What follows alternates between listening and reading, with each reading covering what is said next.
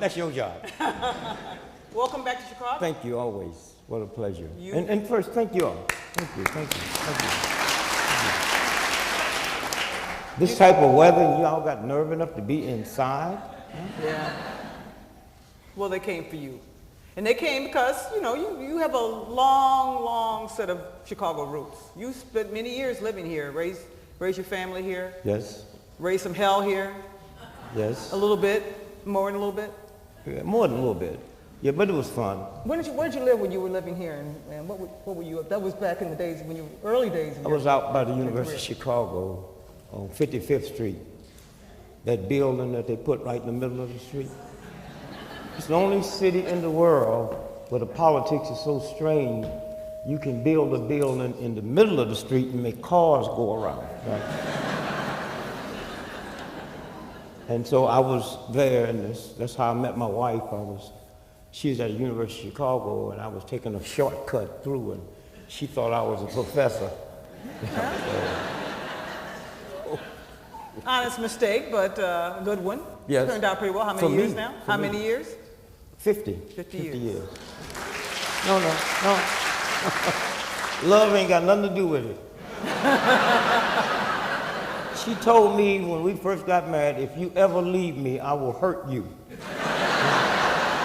And hurt will keep a brother home for a long time. And there's another word that'll keep a brother home that Michael Jordan found out about called half. My problem is, I guess like a lot of black men, I didn't know how strong. So I've always said the strongest two forces in the history of America has always been the black woman and the black church. But I didn't realize how smart she was until that. Well, there's certain things that happened that, Kobe Bryant, remember that incident? A white woman accused him of raping her. Right. And he went home and bought his wife a $4 million diamond ring. Now, if a white woman tonight accused me of raping her and I go buy Lil a $4 million diamond ring, she'd get 2 more white women. It adds up real fast. You hear me? Because she got enough sense to know wherever that ring came from, there's a matching necklace and bracelet, huh? And sometimes you just kind of forget, you live with them, you take them for granted, And I don't know why most Americans have not been able to see that the whole rhythm have changed. Y'all be playing games and talk about the young folks this and talk about the young folks that. I was at a conference the other day and they talking about the young boys with their pants hanging down. But if that was women with your pants there, we would love it. And so my reaction is simple. That's cool, but why is this a priority? Hitler never wore his pants down. The mafia, you can't find people more immaculate than them. Huh? The priests that got busted for ripping off little boys for 100 years, they never wore their pants down. The problem is when you try, because your spirit is not there, to identify wrong by the way it looks, then you're in trouble. Instead of saying, wait, I don't qualify to analyze this, but let's see if we can find somebody. If you ever bit your tongue, you know how bad that hurts. Huh? These white children go stick their tongue out and run 5 screws through it, and they're not taking painkiller, and y'all so arrogant and on a crazy side of nothing, locked up with greed, you don't even know what that means. Anytime your young folks start inflicting pain on themselves, and you better watch it. If you go back and check and find out why the Chinese hate the Japanese, it's because of the invasion in 1933. And they had instructions not to kill the leaders. Every young Chinese man you see with a tattoo, blow their brains out, and you don't even know what they knew, that tattoo represents revolution. So y'all can laugh at these children if you want. And think they're crazy, and anyway, that's up. Good advice. Good advice. You mentioned politics and that big building on the south side. Yes. And there's another big building downtown that back in the day when you were doing your protesting stuff, you called the Snake Pit. You remember that? You called City Hall a snake pit, and you called the gentleman who was running at the time a snake. You remember who that was? You know, why you tell me I can't bring no gun here, and then you start bringing up all that stuff? You said it. What, you trying to get a story for the Mars paper? I write for the Sun-Times, remember? Yes. Okay. So, but Richard J. Daley, you Yes. ran against Richard J. Daley. You marched outside of his house. I ran against him, and I couldn't understand why he was so upset. I had white cops that didn't even like me was coming to tell me, said, you know, you can die for what you're doing. I didn't really.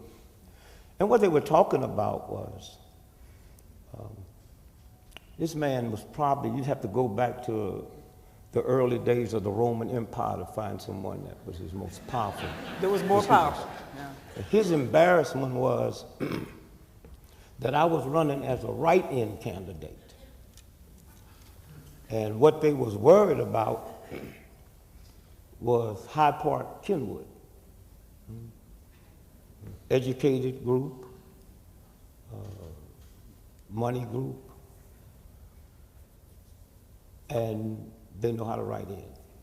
Mm-hmm. And that's what his embarrassment was. Mm-hmm. How did you do in that race? I did well. If I'd have won, I'd have asked for a recount. Something's got to be wrong with this picture. Something somewhere, you know. It's just like when they found Richard Nixon's hate list, and the AP called me, Mr. Gregory, we got a hate list of Dick Nixon, and you number 3. Can we get a comment from you? I say, tell him I accept before he changes his mind. You know.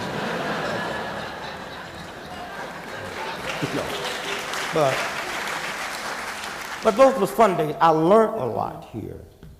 I come out of St. Louis. Mm-hmm. You go to St. Louis. You ever go? Oh yeah, I was just there the other day. I was on your campus at SIU, Carbondale, where you went to school. Yeah, well, anytime you go through St. Louis, sit your watch back 3 hours. It's slow down there, huh? Slow. So you also and white folks and black folks are different. When the economy got bad and white folks decided that you couldn't keep those 3 or 4 dogs, you called the animal shelter. And they picked them up. That's why animal shelters are full. And their budget is gone. Mm-hmm. Now, my black cousin, he don't know nothing about no animal shelter. He got 5 pit bulls that he realized he lost his job, he couldn't feed them. So he carried them in his car 30 miles outside of St. Louis to a little town called Kinlock and just let them go. They beat him home.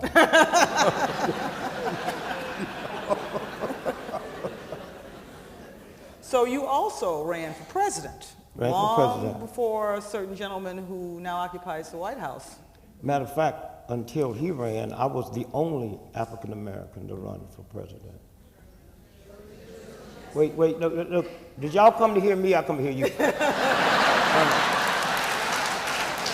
Shirley Chisholm. Was a woman. Shirley Chisholm. Al Sharpton. And all the others. Carol Moseley Braun, Jesse They Jackson. ran in the primary. Mm-hmm. I ran on a write-in candidate, and had Obama not won the primary, then up until this day, I would still be the only black in the history of America to run for president of the United States. That's why you got to be careful with perception. Mm-hmm. Now, had I been, I never realized how lucky white folks are, I mean, when you finally get an African American that's your president, he's a nice, polite one. Went to Harvard. Oh, head of his class. See, what y'all really needed was a brother like me.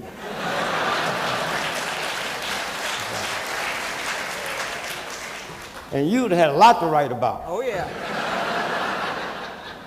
Because my first act, after I was sworn in, would go to the White House and dig up that rose garden and plant me a watermelon patch. Well, Michelle's got that garden. Maybe you can talk to her about that now. No, they They're not into that, huh? They are kind of, and there'd be no white folks in my cabinet. Y'all didn't laugh on that one, did you? And you black folks, the only way you'd qualify to be in my cabinet, you had to go no further in school than the 3rd grade. So how do you think Barack Obama's doing so far? Well, I haven't put my cabinet together yet. Let me do that. Okay, all right. Then you can tear his apart. You see, my belief is this. If these white folks that messed up this country this bad, with cabinets, with PhDs, and some of the wealthiest people in the world, and if we end up with this mess, let me try something different. Some Negroes ain't never been to school, can't read, can't write, and let's see if we can change it. Well, I got a cousin outside of St. Louis, Jabbo. He'd be my Secretary of Defense.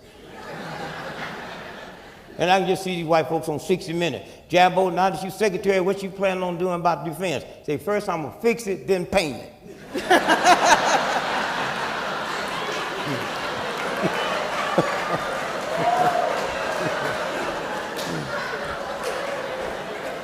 Now, what did you ask me? I asked you, how's Obama doing? And I want to, this is what we really want to. I wanted to really talk to you about tonight is race. And yeah, race but first you asked the question. I asked you about Obama. He's the first. I couldn't rate him. He's the first. First, he's an illegitimate president. Okay. Okay. Tell us about that. Well, Bush scared white folks so bad, they forgot they weren't supposed to vote for a Negro. So he slid in there. And they was nice, and they was humble, and they was polite. But now they're not scared no more. Now he's catching hell. Mm-hmm. Where you been? How come you took the plane to go? That kind of thing. They suddenly remembered he's black. But the whole bit is, I wouldn't try to grade him. I'd give him incomplete because when he came in, the house was on fire. Amen. Yeah. And there's certain things that he have to do. Okay, if you like the banks or not, Jesse James didn't like banks. But the perception of banks around the world, if you didn't walk in and say that, now we can put him in jail later, but you had to, what's your name, brother? Paul. The real one? I thought I heard something. No, the earthly one. Okay. Paul, if they brought me into the hospital and I've been wounded and bleeding and fractured skull and broken ribs, and while your whole team is working on me, if my heart stops, you got to stop everything and fix this. Well, that's what happened with him when he came in. Huh? He had to fix, and it was so much. That's why I would give him a incomplete, and if I had to grade him, I'd give him an A+. A+. Yeah. So one of the things that a lot of people think that he's helped fix is race relations. No, he We're can't. living in this post-racial society now that we have a black president. He can't hate. That's like saying he got to be president and my brain tumor. He's not qualified to fix that. His election didn't do it. No, see, in America, we look for the cheap way out. Okay? He's not qualified. Let me see if I have it here. And this is kind of, well, maybe I didn't bring it. But I have the research out of UCLA, right? And they did a brain scan on black folks and white folks. This man, he reads, and you spend $1,000 a week, right? A week, on yes, on papers. Reads everything. Well, I get $1,000 word. I don't pay them all the time. But you don't. And you're not even on the internet. You're getting it free. No, I just know. See, I don't do none of that computer stuff. I patterned my life after Queen Elizabeth. When she learned how to type, I'm gonna learn how to type.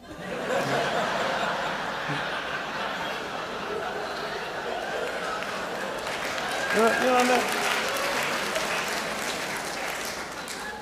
Queen Elizabeth, you see, if I say something about white folks tonight, you can be guaranteed I'm not talking about you.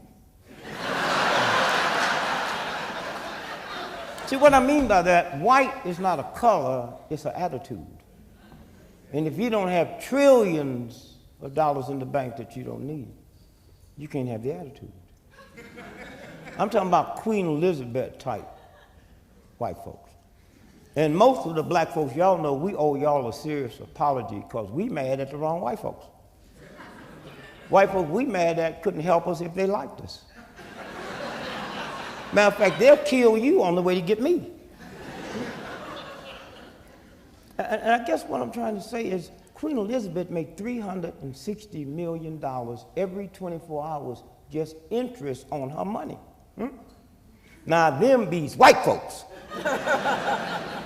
They're not honest, they're not ethical, they're not spiritual, they're not godly, but they don't lie. You see, we're going to war to protect our interests. And real white folks, the real white folks on the planet, they never had a job. Never had a job. And so it's that whole piece of what we tolerate. And God have kind of blessed us because the only thing that makes us a little safe, and we haven't had them do to us what they did in Germany with Hitler, is we don't have an honest demagogue in America. Yeah. Hitler, with all his craziness, he was honest. He told what he was going to do. He wasn't stealing money and all that. And so consequently, if we stop being frightened, and stop being afraid, and then we can see, we sit here and know that the Wall Street boys determine what legislation, and you ain't going to say a damn thing about it at all. We take stuff off of them that we wouldn't take off of each other. But that's okay. That's why I can't understand how you call yourself Christians and can be for capital punishment. Well, for two reasons. First, don't you know the state killed Jesus? So how can you cry over the crucifixion of Jesus and be for capital punishment? He was killed by the state. He wasn't run down by some drunken chariot driver.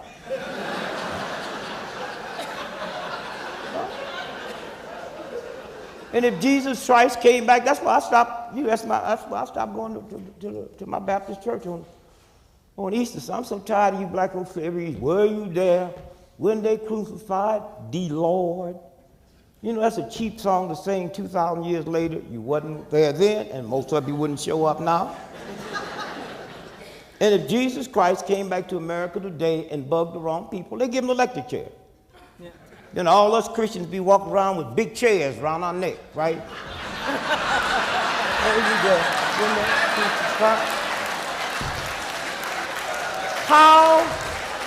How do you make the sign of the chair? How do you make the sign of the chair?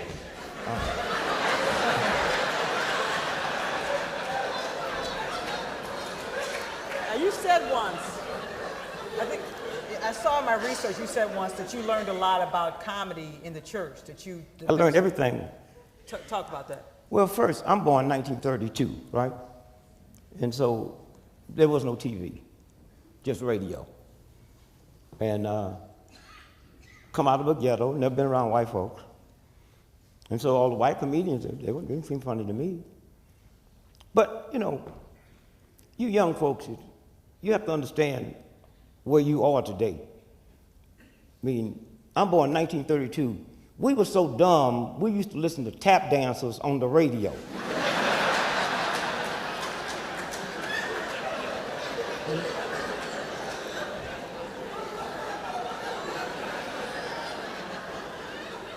I mean, can you believe, especially you old black folks. Hey, old black folks now, I don't know what's wrong with these young'uns. When we was their age, we didn't have to lock no doors. You didn't have nothing. I'm so poor and hungry and ragged when I was a child, the best day we had in our house was Halloween. That's the day you could wear your natural clothes. And everybody thought you was dressed for the occasion. Woo, look at Richard, got on shoes, look just like feet.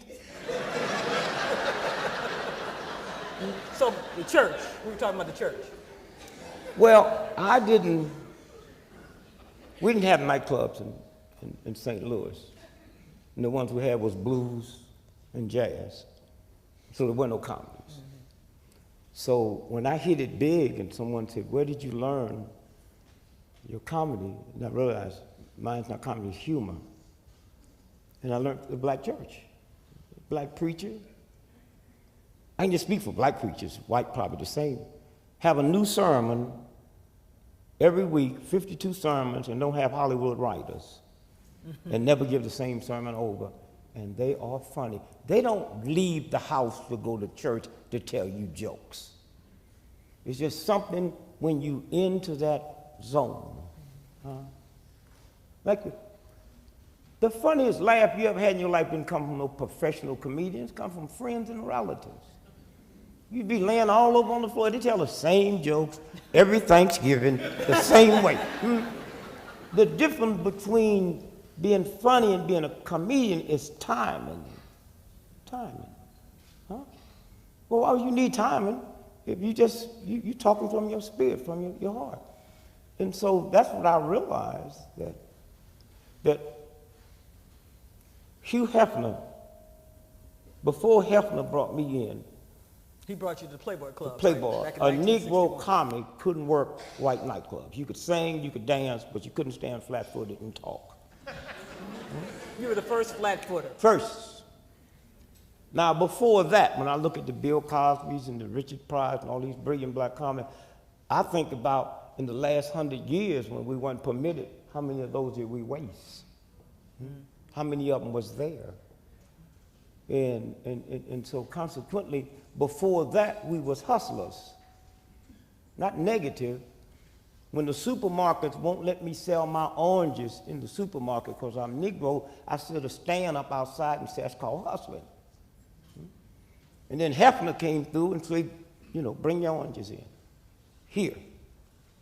And if you go back and check the records, in those days, they always put Negro in front of my name, which didn't bother me. Negro comedian. Then when Bill Cosby came through, you see, because as long as you couldn't work a white nightclub and you was reduced down to hustling, funny, brilliant. And then when that door opened and we were able to work white clubs, then that changed from hustling to an art form. An art form.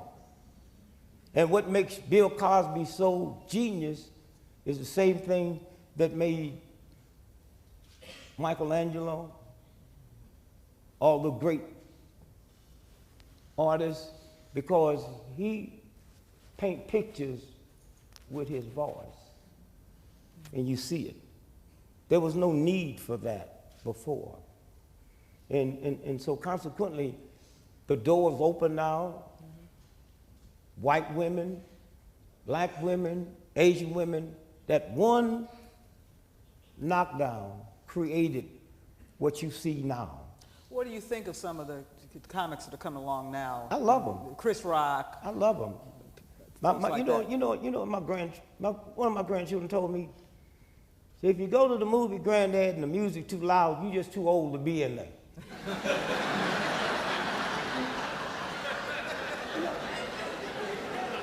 Because, I have 10 children and 12 grandchildren, and I listen to them, and then I realize how dumb we were.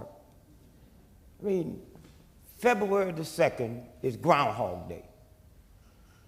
What's a groundhog? I go all over the world, been in every restaurant you can go to. I've never seen a groundhog on the menu. And if you don't eat it, it don't exist. But listen what they tell us. On February the 2nd, if the groundhog sees his shadow, you know the story, right? 6 more weeks of winter. Huh? Now, spring is March 21st. And when you get home, get your calendar and count from February the 2nd to March 21st. That is 6 weeks. Groundhog ain't got a damn thing to do with it.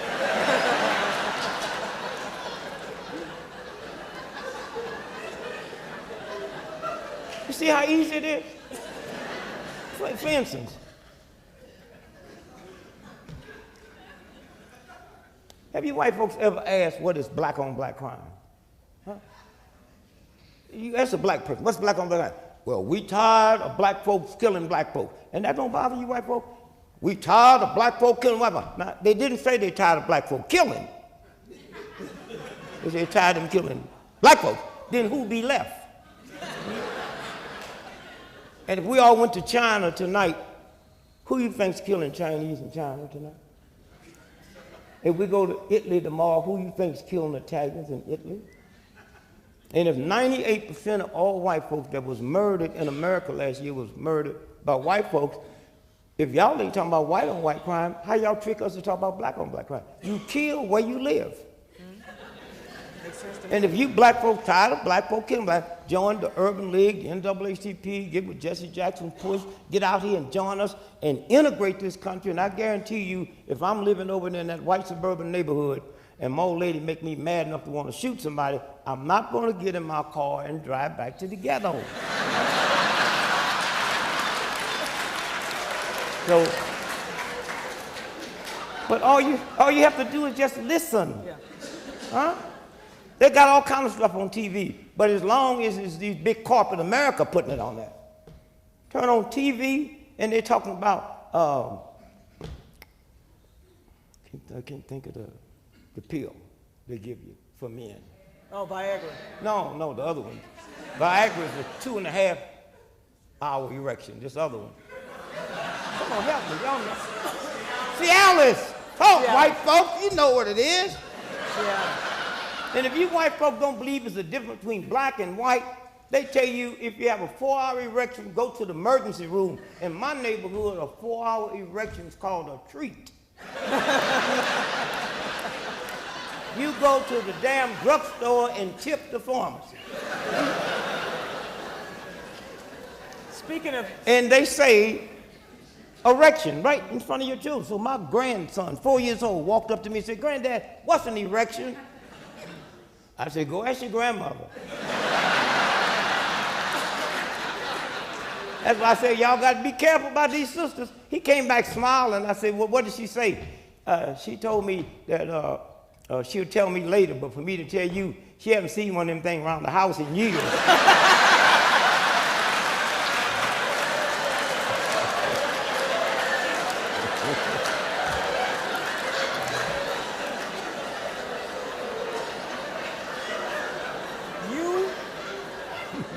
You were once 350 pounds. You once weighed 350 pounds, as I understand. You smoked 4 packs of cigarettes a day. Every day. You drank a 5th of scotch every day. You were having a good time. Only reason I didn't do drugs wasn't no room. And look at you now. Obviously, something's happened. Something happened. What happened? What got you on that whole health kick? You created some wonderful nutritional products that really took off. Happened here in Chicago. A black woman, way before anybody knew about the human body and what you should eat, named Dr. Fulton. And she sent me, she had a health food store. You see, I thought good nutrition is whatever you was eating, if you liked it, it didn't run out till you got enough. And I thought bad nutrition is if it ran out before you got enough, that was bad nutrition. And it was funny, I drink a 5th of scotch every day and smoke 4 packs of cigarettes every day. And nobody ever called me a nut. When I went into health, they said I was a health nut.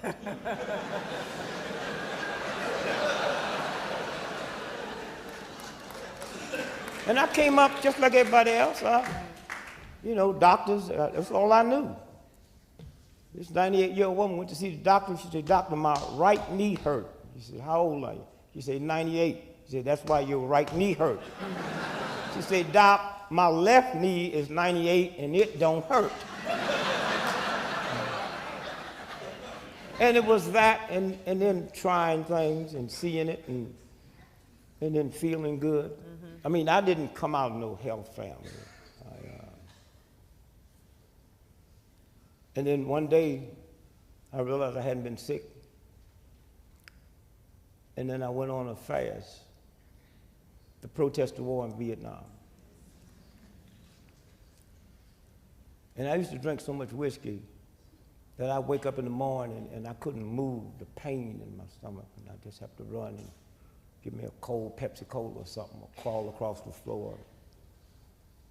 And then after about 18 months of being a vegetarian, I didn't even know what vegetarian, I never heard vegetarian. Because back then, when I stopped eating meat, when you went to a restaurant, they gave the vegetables away. It's called side order. You order whatever you want, and the rest of it went with it. You coming in, not gonna order this steak and talking about this side order, they wouldn't even wait on me. But 18 months, my sinus trouble left, and mine was so bad, if I moved within a 50-mile radius, I'd have a sinus attack. Now remember now, I'm still drinking and smoking. And then 6 months after that, my ulcers disappeared. And then that's why I slowed up and said, wait, it must be something to not eating animal product. And you know, we call it, you know, meat. No, it's called flesh. Meat is called the meat of the apple, the meat of the orange. See how they switch words on you? The meat of the nut, you know. And the three strongest animals in the jungle, the gorilla, the elephant, and the rhinoceros, they ain't never ate nothing but fruit and berries. My problem was that once you do something that dramatic, all my black friends, they became scientists. How come you don't eat no meat? What do you do for protein? Well, when you love people, you can explain things to them and it gets through. I said, well, the three strongest animals in the jungle, the gorilla, the elephant, the rhinoceros, well, they don't eat no meat. Matter of fact, the meat you eat don't eat meat.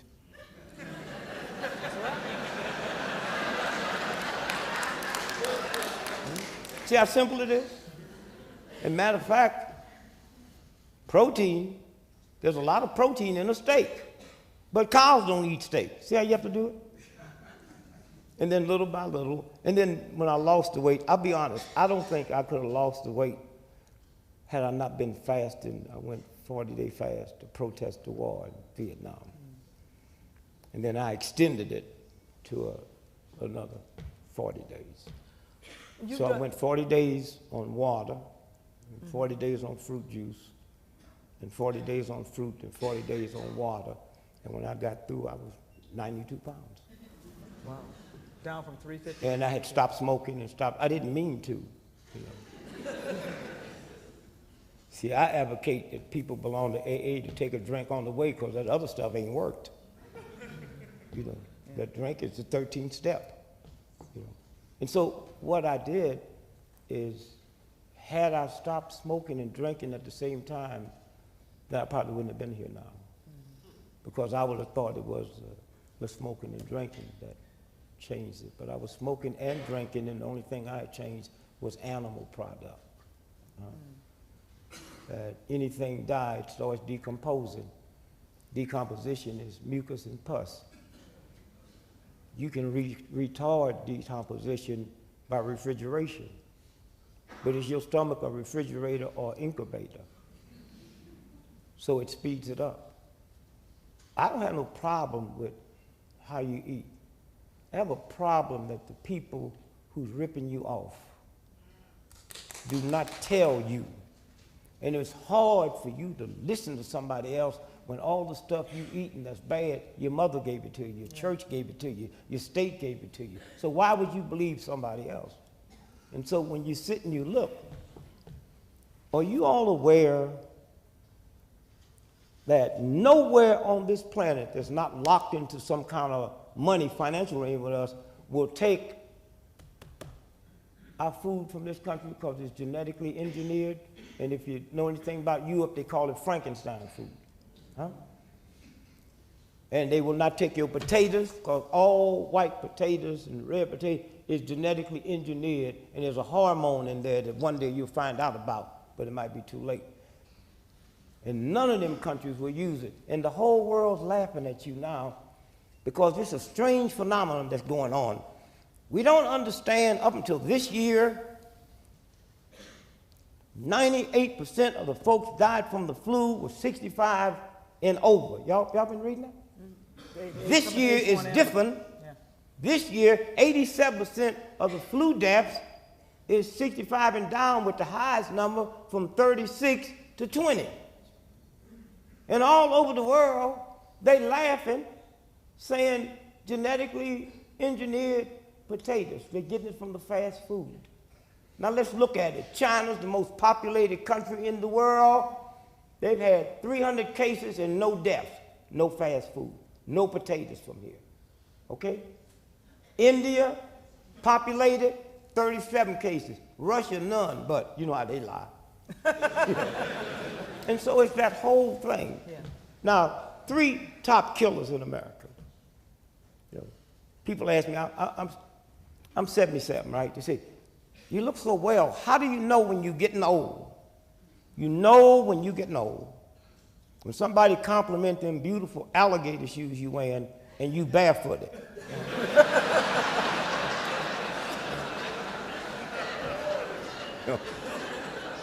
You also know when you're getting old when you go in a restaurant and order a 3-minute egg and they make you pay in advance. The number 1 cause of death in America is sleep deprivation. Number 2, dehydration. And number 3, lack of physical fitness. All of them are free, all of them is a gift from the universe, but we don't have time. And then you have to pay a price. So I was telling my wife the other day, I'm 77, she's 72, and we don't have a prescription between the two of us. Wow.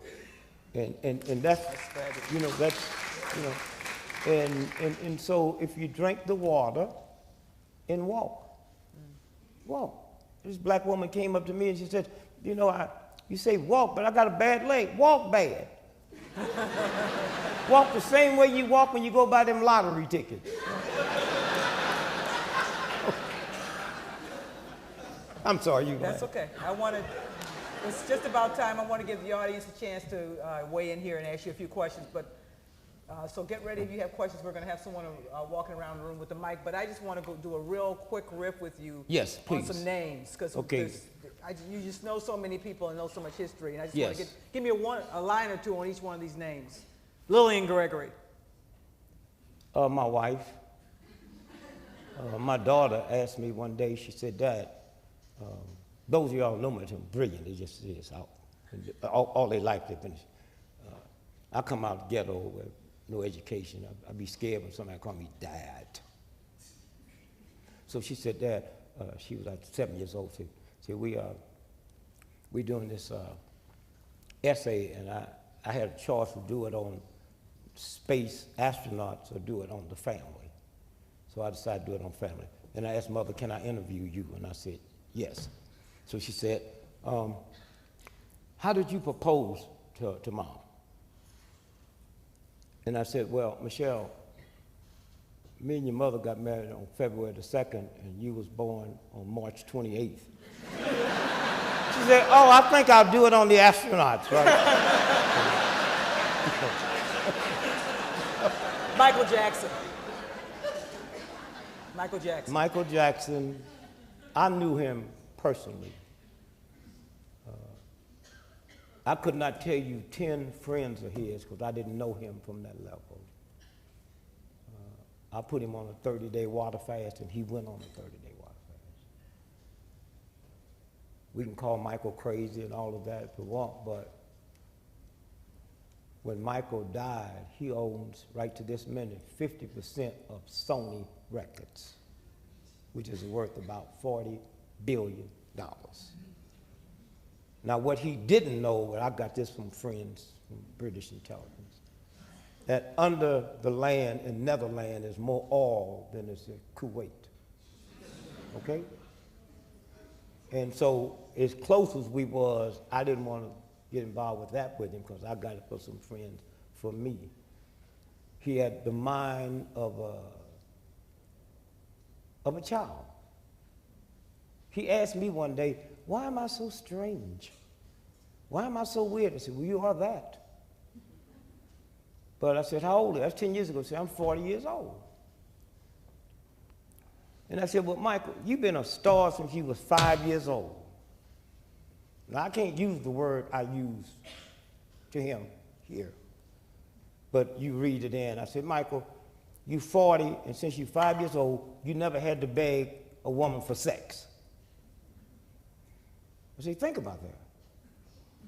I was married 40 years then. I said, I've been married to Lillian for 40 years. I'm still begging.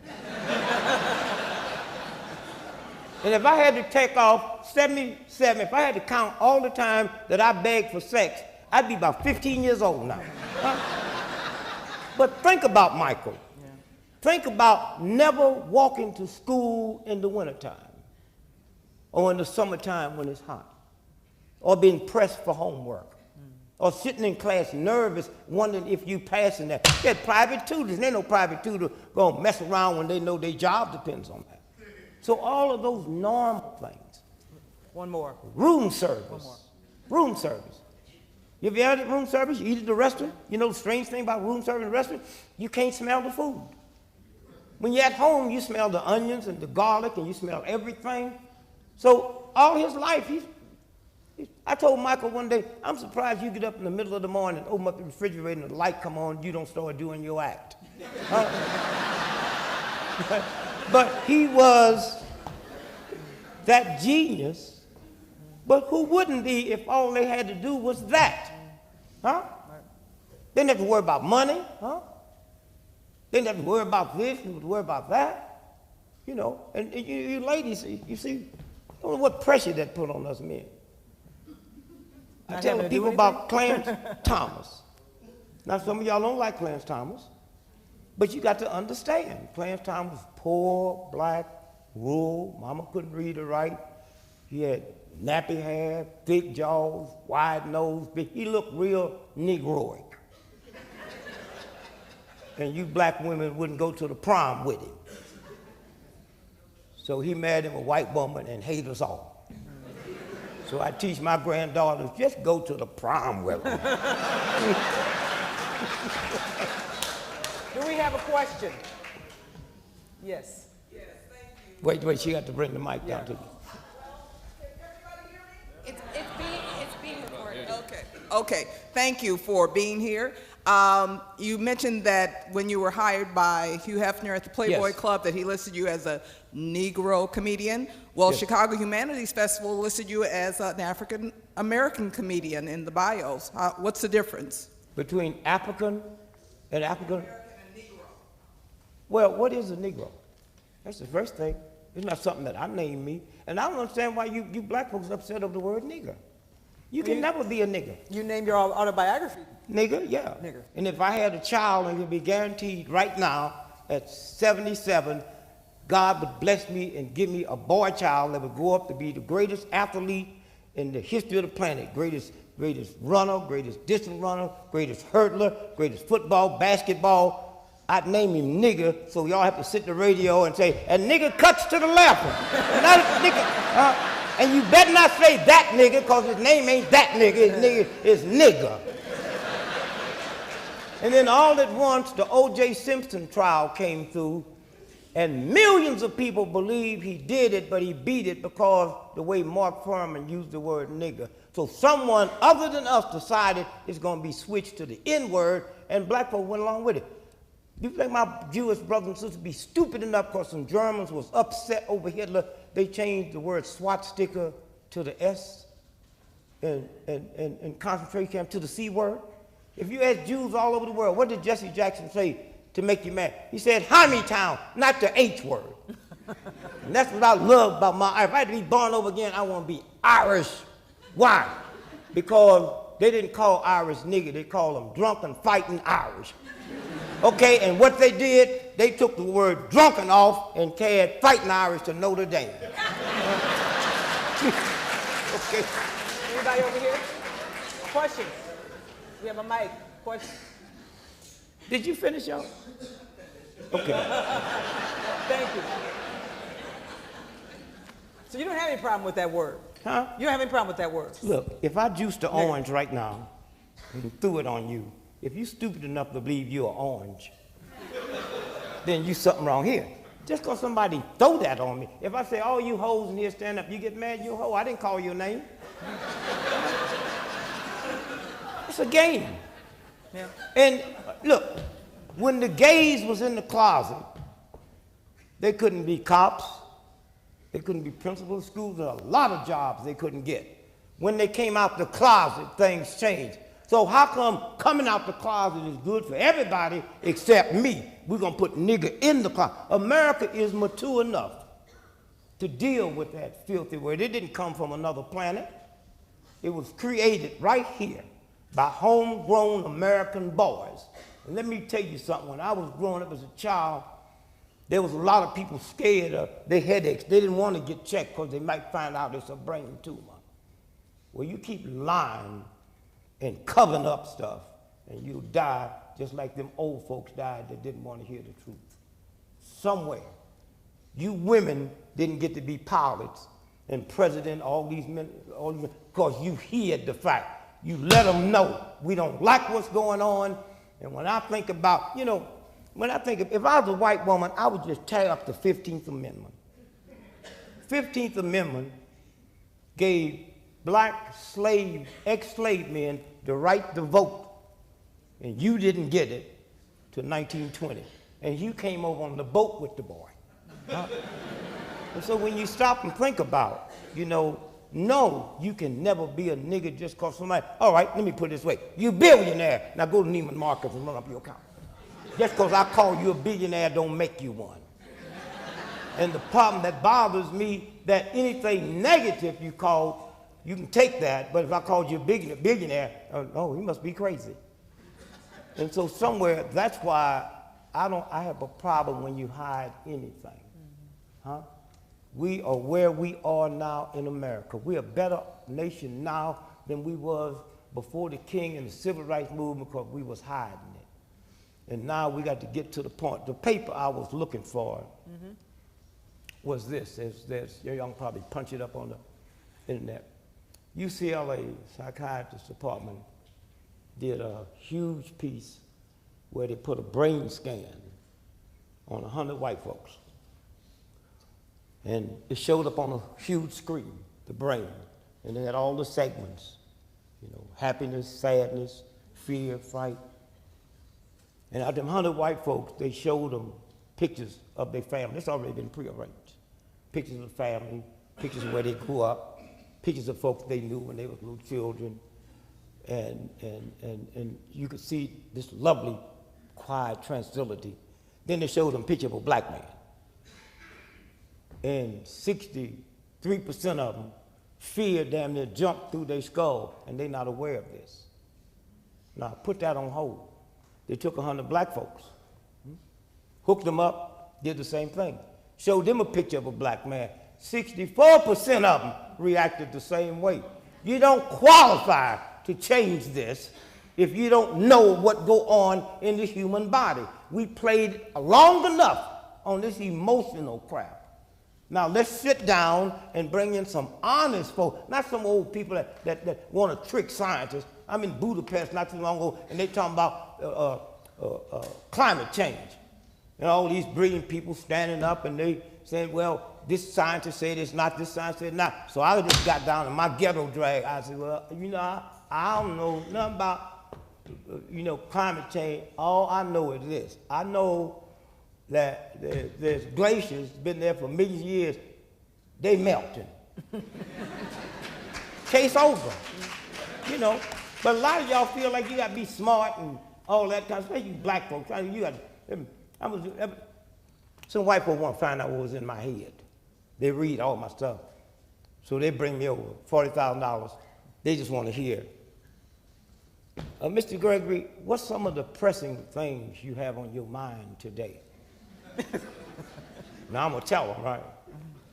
I said, well, I'm trying to find out what happened to albinos after high school. You know what I mean? Every high school got albinos, then they disappear. I want to know where they go. An albino ain't never raped a woman. They'd be easy to find. I've been in the military, no albinos, huh? I work the audience like this all the time. No albinos. I'm on the plane every day. No albinos. What happened to albinos after high school? They couldn't handle it. They said, well, what's the next thing, Miss Bobby? I said, I'm 76 years old, and I've never seen a baby pigeon.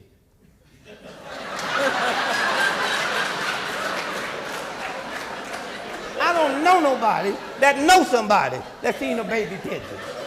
And when you see pigeons, they're always sitting up on electric wires. Where did they sit before there was electric? We have time for 2 more questions. Questions, okay.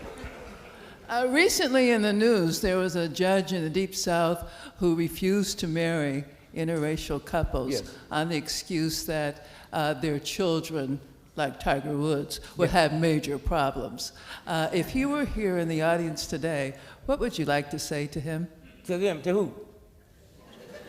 No, what do you mean? No, say that again. What would you say to the judge? To the judge? Eventually he resigned. He resigned, yeah. Yes. He didn't resign. But if he were here right now. He embarrassed the whole state and the whole nation.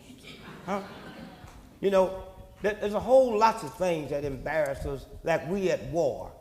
We got a democracy now that we're exposing to the whole world, and this is just not some thug on the corner. This is a judge with that attitude. But a whole lots of Americans got that attitude. And we tolerate it because you can hide your feelings. You don't have to come out, you know. The dumber you are, you know, it's like, why do you think they put all these swastikas on Jewish temples? Because that dumb white boy, he can't recognize a Jew. He see him coming out there, just another white dude, huh? But that's his church over there. He put swastikas and all that stuff on. But once you flush it out, he's not the only one. Suppose he would have gone on and married him, he still felt that way to keep his job.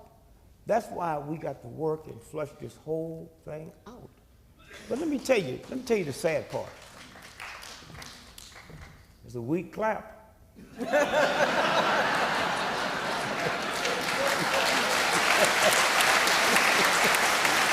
There you go.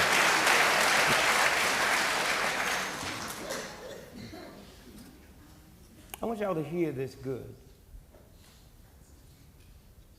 Most black folk, sometimes we make mistakes, can recognize a racist white the same way you can recognize my blackness. We act like we don't. When I'm with white folks, when I was growing up, I hear them say them effing Jews, or if you feel that way about somebody that white, I know how you feel about me. When all at once, when you refer to my sister as gal. So there's little things. But I say this to say this, that I believe that there would come a day I could walk through an airport and they could have a camera that could protect a bottle of water in my bag. That I didn't know was there. When I was a little boy, people didn't know nothing about brain tumors. They thought it was migraine headaches. They hadn't invented the machines to go in there and see the tumor, then test it to see if it was malignant. And when I was a little boy, when they gave you brain surgery, they took a saw and cut your skull over. Now they go up through your nose. Huh? That's how fast it's going. So DNA didn't just get invented. When we discovered it, DNA been here since day one. But look at all the people that died and been to jail wrong because the invention was. Now hear me good. There will come a day that they can run a test. Right now, when you get out the car and they test you for driving drunk or drunk, you think they need the blood? They got a flashlight they can shine over there and pick up your alcohol level. Okay? There will come a day when these brilliant scientists, not born now, will be able to test you and tell if you're racist or sexist, if you hate Jews, if you hate black folks. Why? To save their companies from lawsuits. Huh? All right? Okay? It's all about the money. And just like 100 years ago, most folks didn't know what cancer was, didn't know what a heart attack was. They existed And so we're going to be into a whole new world now because this thing has become global. And that's why, hey, when you go outside this country and you hear them talking about the ugly American, they ain't talking about black folks, and they should, because some of us are just as ugly as you. And our behavior. All of that is going to have to change. That's how Obama have changed things around the world. That's why we had 15 minutes to try to get stuff right. And when he went to that first G8 meeting in London, and if you've been following the G8 meetings and the G20 meetings all over the world for the last 20 years, white children have showed up, and whoever's the president, they burn him in effigy. You've always seen it. Except in London, when Obama was sworn in, and 2 weeks later he went to London, they didn't hang him because they sensitive to how many black folks been lynched. Now, how can foreigners be this sensitive, but we can't at home? And you dropping it, huh? And y'all talking about, the stimulus package and the medical bill, we leaving this for their children. You ain't left nothing for your children that they're going to have to pay for, like a racist attitude and a new world that ain't going to tolerate it and can test you to see if it's there. Amen. That's what we have time for one more? So one last quick question. I'm freezing. In the South, there was a young lady who went to Walmart. When she walked in the door, she put her daughter in line. She went and got her belongings, which I do that too. And when she got there, back in line, they arrested her for cutting the line, and they're now trying to give her 15 years for cutting the line in Walmart. Listen, the case is real. What city was that in? I can't think of the city, but they've been asking for, this has been going on for 2 years, I found out, and they've been asking for the closed caption of what actually went on in Walmart, and nobody, the district attorney will not supply it. At first they wanted to do a plea bargain with her, and she refused to do it, and so that's when they decided they were going to give her 15 years for cutting the line. Let me say this, and normally I wouldn't use this as an example, but some of you all in here know about this sheriff in that little town in Texas that put hundreds of black men in jail by framing them with drugs. Some of y'all know what this Daly machine did to black men, and if it wasn't for that white dude, that investigative reporter that talked about how they tortured them. The John Burge case you talked about. Yes, okay, and found out how many of them. So it happens all over. Every now and then they get caught. Have y'all heard about that little town in Pennsylvania, all white, where all them judges just got busted because they found out they was in cahoots with the white companies in New York that build the jails, and then they wanted to build youth center jails. And all these white, this one white girl said, well, I had 5 months. I said, how long have you been here? She said, I've been here 5 years. And so if they do that to white, what are they going to do to us? You must remember one thing that I never learned until I went south in the civil rights movement. In the South, they don't care how close you get as long as you don't get too big. That was proved by slavery. I'm living on the same piece of land he lived on. He called his a whole, called mine plantation. I was living in the shack, he was living in the big house. We were living together. Up north, they don't care how big I get as long as I don't get too close. Okay, same, huh? Now, let me show you how it works. I couldn't understand in the civil rights movement why them white folks was blowing up churches, killing black folks and white folks in the stroll, killing 2 civil rights workers, 2 white and 1 black. And I realized why. They lived close enough to me in the South to say, if you give them niggas the right to vote, they'll be in the White House. They was right. They was right. Huh? And y'all can sit here with all your little cuteness, but imagine if I waved a magic wand and all you black and white folks from here become dirt poor white folks with no education, can't read, can't write, living in the poor of the land. And up until Obama, you could always say, well, at least I ain't no nigger. You can't say that no more. Imagine what they're going through. And we just came out of New York looking at some research, and for the first time in the history, first time this year, that 50% of all women that was killed by their husbands or boyfriends. This is, see, you got the economy thing, plus you got this projection thing, and then all at once. If y'all would just do me a favor, go to the store this week and go to the dog food section and buy a can of Alpo. Just don't look at it, buy it so you can show your friends. They taking the dog off Alpo because more human beings, particularly white folks, is eating more dog food than dogs. Huh? Now, the pride, I don't want to talk about it.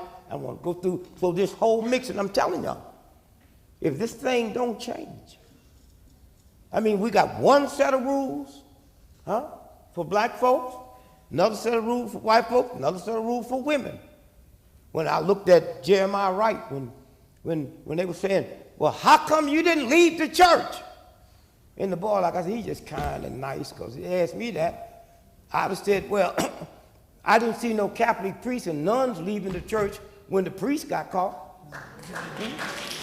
So why I got to be different? Huh? Hillary asked the question. I got on the radio and said, Miss Hillary, whatever Jeremiah was doing, he wasn't breaking the law, but your husband got caught doing it in the White House. That was a violation of the law. And he insulted and he shamed you and your daughter around the world. You didn't leave him. So the rules changed. Now, let me just close with this. The question you asked is getting a lot of attention. And something will happen. The reason the justice of the peace or the judge had to step down is getting attention. It's getting attention. Whole lots of stuff happened that we don't know about. The three people,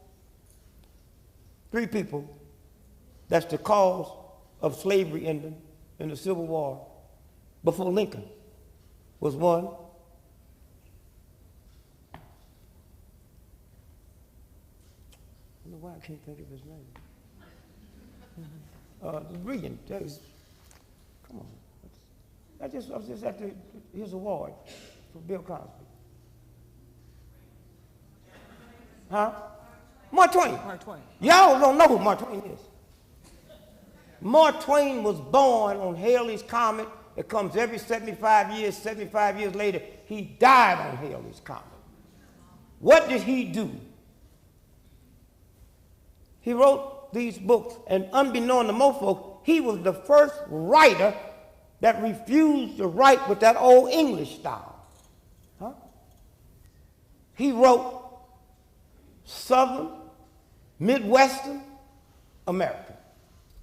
And when he wrote Huck Finn, Nigger Jim, if you don't understand his intelligence and where he was coming from. You see, before he said Nigger Jim, all black folks was nigger. Come here, nigger. And when that white boy said nigger, all y'all looked. Because nigger didn't have a name. I was Cochapee's nigger. And then Mark Twain came through for the first time in the history of America and gave nigger a name. This nigger is named Jim. Huh? It's the first time that ever happened. And if you go back and read Huck Finn, you notice when they're sitting on the riverbank fishing, it's the first conversation of a black and a white as human beings. He wasn't talking to him like you own me, and he wasn't putting the worms on his fish hook. And when the white boy caught the fish, he didn't debone it. They was two human beings. Now, number two, Harriet Beecher Stowe. See, we forget that 94% of white folks in America never owned slaves. So they didn't know what slaves went through until she wrote Uncle Tom's Cabin, and them white folk got to read what Uncle Tom went through, and the atmosphere changed. Okay? So you got a black man that has a name for the first time, then she comes around and tell you who didn't know. And then when you go way back down before that, John Brown. Y'all talk about heroes if you want. John Brown. John Brown. See, I didn't know Harper's Ferry. The raid took place on October the 16th, 150 years ago, this 16th October. 18 months before the Civil War. John Brown was a preacher. Y'all talking about some radical Islamic?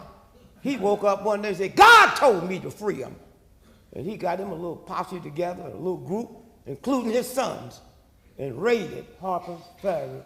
It was one of the 2 places in America where the government stored ammunition. And he went there where there was 100,000 guns and said, we're going to get these guns and give them to the slaves. How 16 people going to get? But the fear was so frightening. They got him, they killed most of them. His 2 sons shot him, gave him a trial, sentenced him to die, and they hanged him on December the 2nd. And this coming December 2nd, I'm going to be at the very spot in Charlestown, West Virginia, where he died, just to say to his spirit, we got you. Let me tell you what happened. As he walked out of the jail to go be hanged, he slipped a note to the newspaper reporter that read, for what you're doing to the black people, you will pay for it with your blood. And 16 months later, the Civil War. And when them Union soldiers was fighting, what was they singing as they marched to the front to kill or be killed? John Brown and John. That's how important he was. You don't know it now because that part is here. If you go to Washington, D.C., go to Lincoln Memorial. He's known all over the world for the Emancipation Proclamation. There's people that know of Lincoln and never knew he was president. If you look at that huge Lincoln Monument, not one word up there about the Emancipation Proclamation. Okay? Only in America. Only in America. And so, have this thing changed? You see, I don't need to be validated by nobody. There's a universal God for us. My validation's already in. Not what I can sit here and tell you. I only think I got one bad blemish on my thing. I don't pay my bills. I don't know if the real God's into that. If it is, then I got some explaining to do. You know. But I don't know if y'all remember when that tree fell on my car, squashed it down, right, and everybody thought I was dead. Right. And I got out the hospital that night. They ran all the checks, and the press was there with a huge picture of the car. And they said, Mr. Gregory, how do you explain that you're not dead? Well, you thought I was going to do what most Negroes do, which ain't nothing wrong. Jesus, I didn't say that. I owe white folk too much money.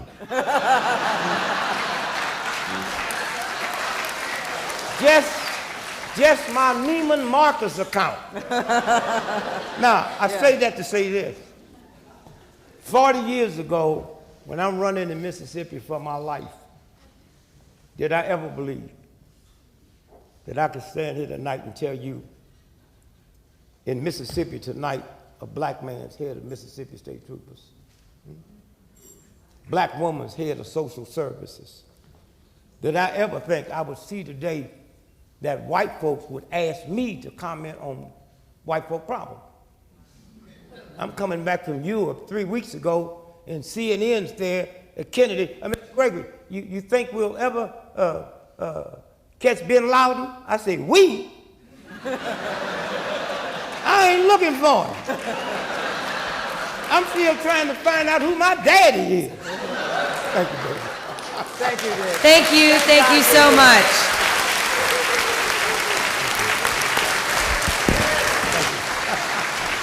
Thank you, brother. Thank you.